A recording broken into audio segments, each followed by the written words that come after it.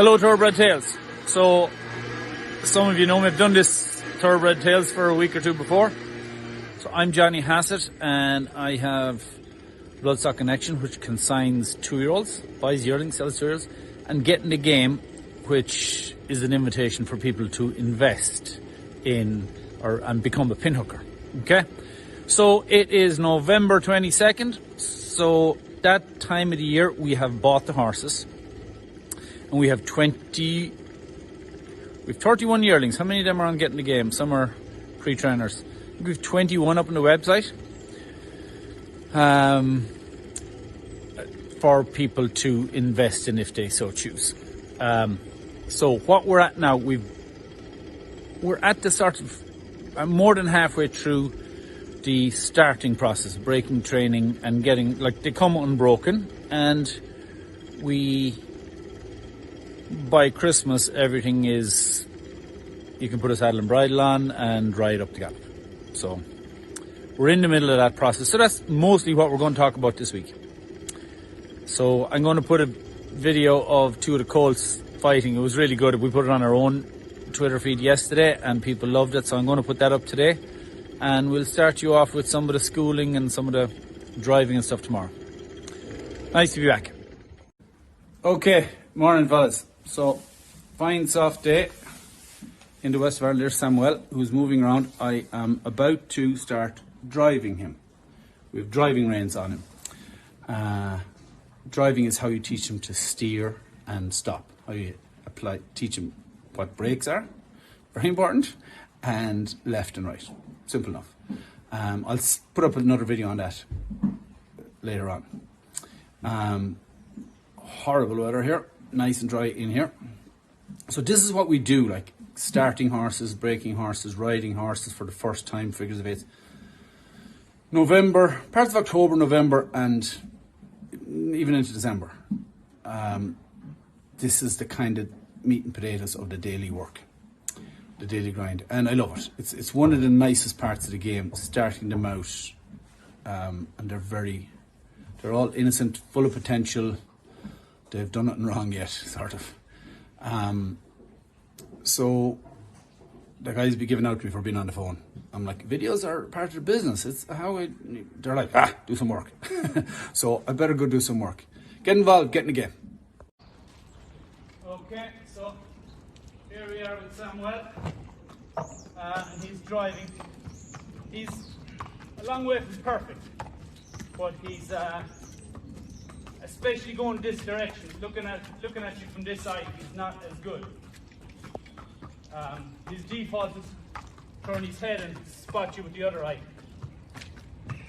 But he's quiet enough, and he's not trying to do anything wrong, he just hasn't figured it all out yet.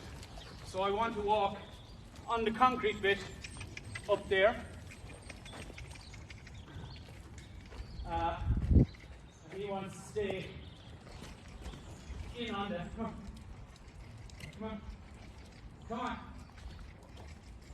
He wants to in on. Come on. Good boy. There you go. So I'm trying to walk around the outside. And I just do 3 rounds each way. He's very good the other way. This way he's just a little slower.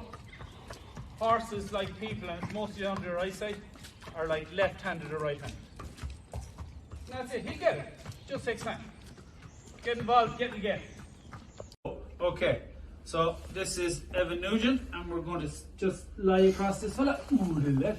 Good boy, Sam. And I'm just going to walk you around it. Well, I say be quiet as a mouse. Come on, but wait, what? I was going to say you could change. Okay. Alright. I'd say try him there, Ev. Okay, grand. That's very quiet. They usually give some bit of a jump. Okay, and we're going to go on out. And you can follow us out into the corridor, John Connor. Can you? Okay, no, so stop the video there. So, all told, a very progressive day for Samuel. He's just doing his figures of 8s here.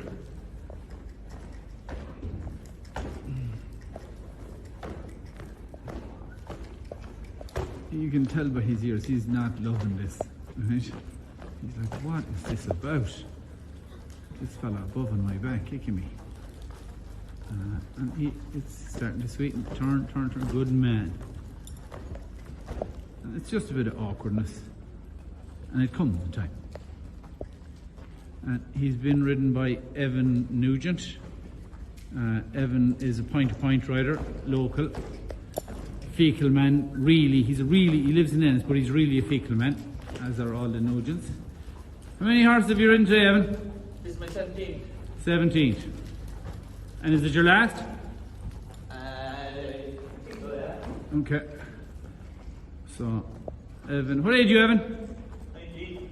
19, and rides point-to-points and works very hard. What time did you get on your first one? 7 o'clock. Good man.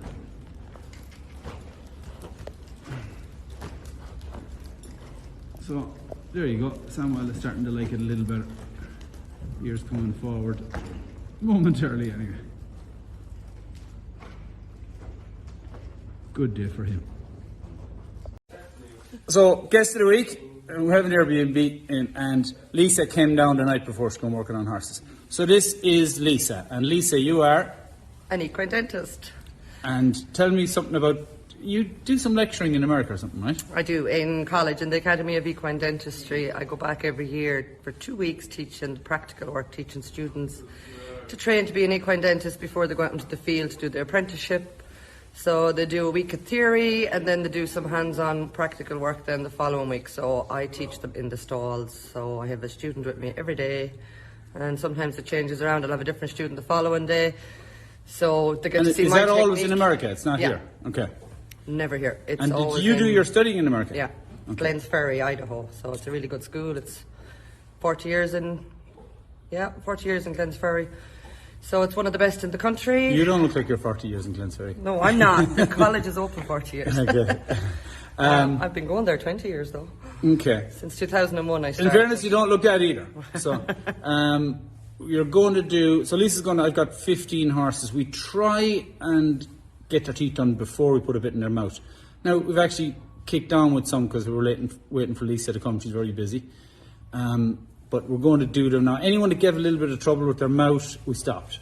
Okay. So good. They probably have wolf teeth, sharp teeth. Yeah, we did some videos with Lisa before that were very popular, so we'll get some clips again. Alrighty? No pressure. So this is a Kotay Glory colt. What's going on there, Lisa? He's got slightly restricted here on his lateral movement to the left. A bit better on the right. He has a wolf tooth there. Another one here. Tell me what a wolf tooth is, Lisa. I know you told me, but just for everyone. Wolf teeth are little tiny teeth with little roots in them, but they sit exactly where the bit sits. So when they're carrying the bit in the mouth, it bangs off the wolf tooth and hurts them. So what happens is the shallow roots, so they can feel the pain. So it really bothers them when they're carrying the bit in their mouth. So we take them out, ideally before they put a bit in their mouth, or before you start riding them, so it makes them more comfortable. So he's going to have to get his baby wolf teeth out, and then just remove his sharp points and get his lateral movement free. Okay. So the jaw needs to move sideways, freely, and forward and back. So anterior, posterior, and side to side. So it's the lower mandible that moves. So it has to be able to move freely for him to ride properly and eat properly and chew his food and digest it. So that's it really. Cool. Thanks, Lisa. You're welcome. Hope.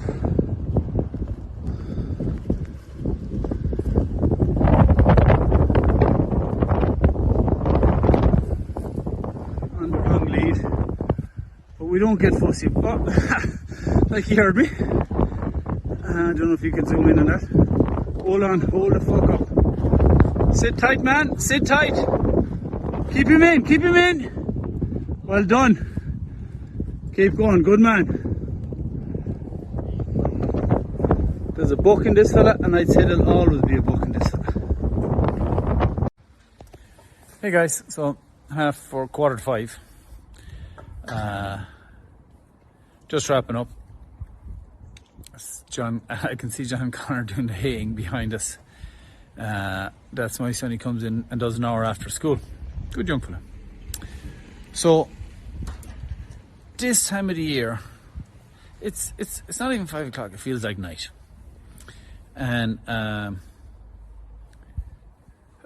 we have most of the horses broken and going up to gallop, and that takes a lot of time. So the ones that are already done, some are out, but we try and keep them lunging, keep them moving in the shed. We're lucky to have a floodlit in the arena, and 6 rounds a quarter of a mile, 4 6s a mile, 6 6 a mile and a half. So you can get up a huge amount into them in a short amount of time. This time of year, we're 24th, is it 23rd or 4th? Like we're less than 30 days from the shortest day of the year. When it's getting dark at 5 o'clock in the evening and it's not getting dark till 8 o'clock in the morning, like half the animal kingdom go underground, go to sleep for a couple of weeks. And I think it's madness to do this, try and do the same day's work, man or beast, on the 21st of December as it is on the 21st of June. So there is a bit of tapering down that happens now, just naturally. We used to put on lights and stuff like that and try and don't anymore. We let them taper down. The horses' metabolism slows down, their hoofs grow slower, they hold onto their hair longer. And that's a natural thing, and that's happening now till Christmas sort of. So, good night, Thoroughbred Tales. Good morning again, Thoroughbred Tales. I'm here with Sam Brennan. Morning. So, Sam is one of the famous Brennan farriers from Limerick. There's 5 of them in the family.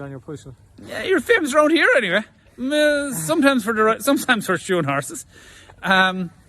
So, Sam has come this morning at great expense. So, why are you here, Sam? Basically, we assess the horses every month here, John. We look at them, myself and yourself, walking up and down, have a look at them, see what way they're growing, decide what way we're going to trim them, and move forward to the next month after that. Our whole aim is to going forward to the breeze ups, get them their sound one piece so that you can breeze them and make some money.